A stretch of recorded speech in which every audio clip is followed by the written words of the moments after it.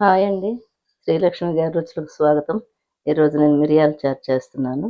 దానికి కావాల్సినవి కొంచెం చింతపండు, నిమ్మకాయంత, ఒక టమోటా, ఉప్పు దీంట్లోనే వేసేసుకోవాలండి, ఒక స్పూను వాటర్ కొంచెం పోసి నానబెట్టేసుకున్నాము. ఒక చిన్న బెల్లపు ముక్క, ఎంత చిన్నది చాలండి, అది వేసేసుకున్నాం నీళ్ళలో. ఇప్పుడు మనం మిక్సీ వేసుకోవాల్సినవి కొంచెం మినపప్పు, జీలకర్ర, మిరియాలు, ధనియాలు, వెల్లుల్లిపాయలు, కరివేపాకు, ఇవి మిక్సీలో వాడుకోవాలండి. పోపుకి కావాల్సిన దినుసులు ఆవాలు, జీలకర్ర, కరివేపాకు, వెల్లుల్లి, ఎండుమిర్చి, ఆయిల్, ఇవన్నీ కావాల్సినవి. ఎలా చేయాలో నేను చెప్తాను. ఇప్పుడు మనము బెల్లము, చింతపండు, ఉప్పు వేసాం కదండి, టమోటా, ఇవి ఇలా కట్టేయాలండి, ట్రైనర్తో వడకట్టేసేయాలి. ఏమి పిప్పి రాకుండా, గింజలు అవి రాకుండా. మనకి ఎంత వాటర్ కావాలో దీనికి ఒక చిన్న గిన్నె నిండా వస్తాయండి రసము. ఇది కొంచెం చింతపండుకి, దీనికి బెల్లం కూడా నేను దీంట్లోనే వేసేసాను.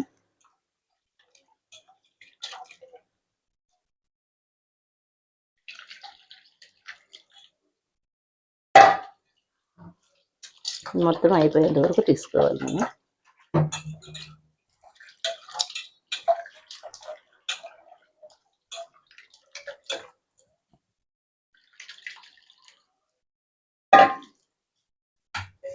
అయిపోయాయండి, ఇలా వస్తాయి, వాటర్ క్లియర్గా ఉంటాయి. మనం ఇందాక మీకు చూపించాను కదా, మిరియాలు, ధనియాలు, జీలకర్ర, కరివేపాకు, వెల్లుల్లిపాయలు మిక్సీ పట్టుకున్నాను, కొంచెం కందిపప్పు, ఇది ఇలా వస్తుంది. ఇప్పుడు ప్రాసెస్ ఏంటో చూపిస్తాను. స్టవ్ వెలిగించానండి, కొంచెం ఆయిల్, ఎక్కువ వేయకూడదండి, నీళ్ళలో తేలుతూ ఉన్నట్టుంటుంది రసంలో, కొంచెం చాలు.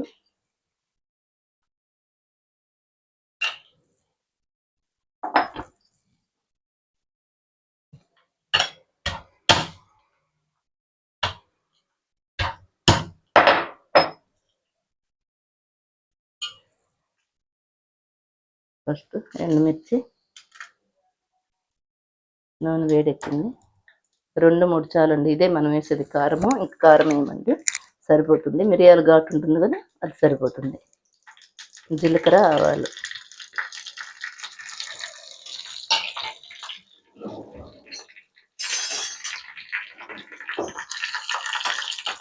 ఇది సిమ్లో వేసుకోవాలండి, పెద్ద మంట పెట్టకుండా.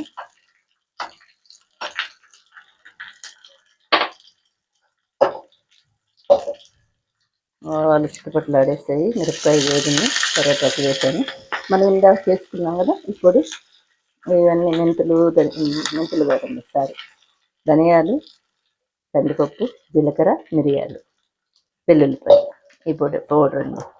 దీన్ని మనము దీంట్లో కొంచెం సేపు వేగనివ్వాలి, కొంచెం రెడ్గా వచ్చేంత వరకు వేగితే సరిపోతుందండి. దీంట్లో ఇప్పుడు మనం ఇష్టమైన వాళ్ళు కొంచెం, ఇది ఇంగువ అండి, ఎల్జీ ఇంగువ వేసుకోవచ్చు. ఇంగువ వేస్తే రసం చాలా బాగుంటుంది.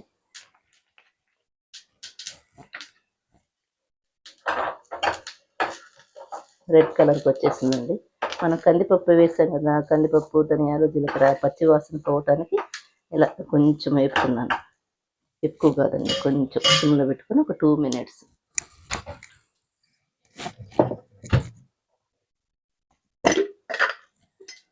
కొంచెం పసుపు వేయకుండా జెంట్స్కి పెట్టకూడదు అంటారు, కొంచెం పసుపు.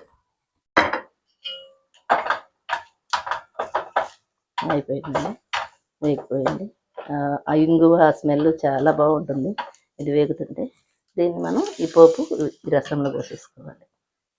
ఇప్పుడు మనం కంపల్సరీగా దీంట్లో చేపెట్టి మిరపకాయ నలిపేయాలండి. కరివేపాకు, మనం వేసిన వెల్లుల్లిపాయలు అన్నీ ఇవి ఇలాగే చేయాలి, దాన్ని చేయటానికి కుదరదు.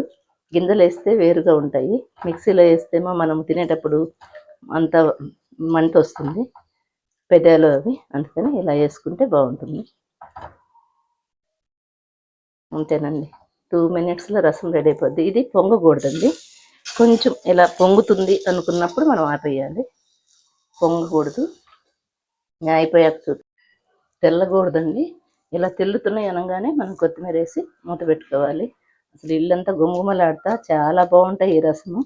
అందరూ ట్రై చేయండి. మిరియాల రసము జలుబు దగ్గు ఉన్నప్పుడు చాలా గొంతుకు చాలా హాయిగా ఉంటుంది. అందరూ ట్రై చేయండి. బాయ్ అండి. మా ఛానల్ ఫాలో అవ్వండి, లైక్ కొట్టండి. ఫైనల్గా ఇలా ఉంటాయి రసం. తెల్లగూడకుండా ఆపేసుకోవాలి. బాయ్.